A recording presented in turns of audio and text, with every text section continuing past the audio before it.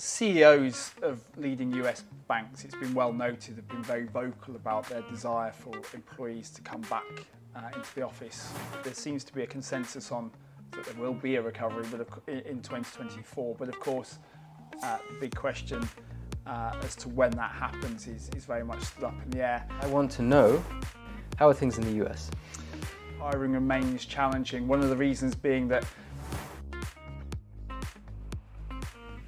our next guest today is Nick Buckland, eFinancialCareers VP of US Sales.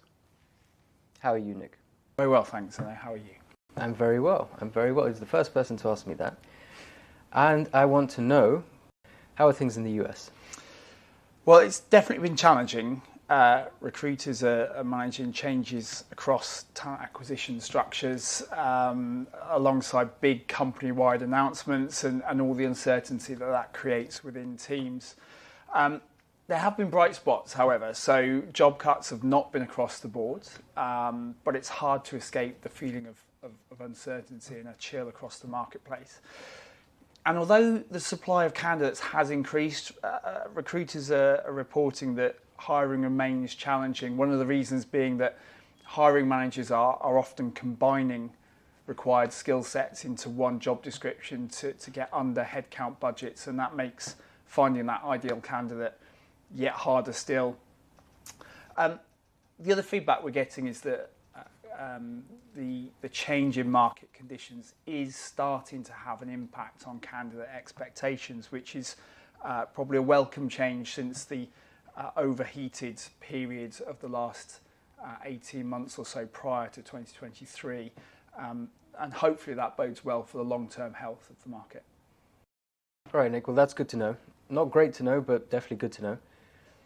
But what would you say that American recruiters and American companies are doing differently to the rest of the world?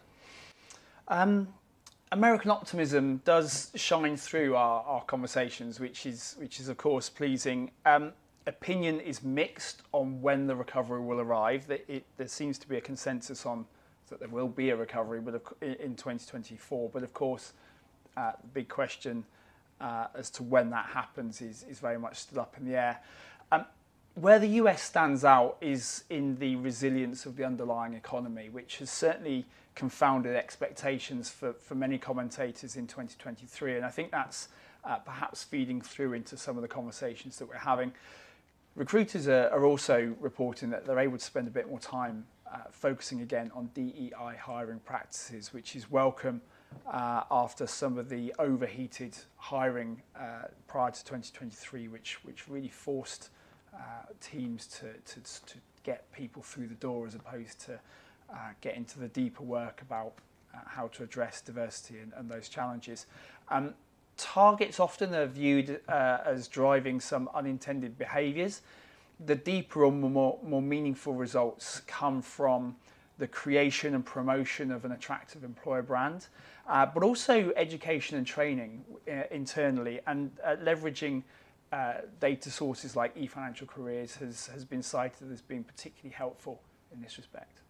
Thank you very much, Nick. The last thing I wanted to ask you is about our bonus expectations report. We found that financiers in New York were spending some of the least time in the office compared to other major financial centers, but at the same time they had some of the highest levels of dissatisfaction of spending time in the office. Why do you think that is? It's a difficult question to answer. CEOs of leading US banks, it's been well noted, have been very vocal about their desire for employees to come back into the office 4-5 days a week.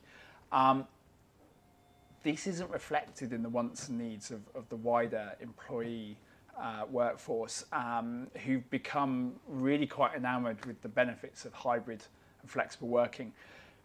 It's shaping up, I think, to be one of the key debates of our time in terms of the future of work. I also think it can increasingly be seen through the lens of diversity. So our ideal employer research clearly shows how important hybrid working is for many groups. But we see that employees with perhaps greater caring responsibilities or particularly in lower salary brackets benefit disproportionately from the benefits of hybrid working, and these perhaps are items and topics that the average male CEO doesn't have to consider on a daily basis. Thank you very much, Nick. That was great.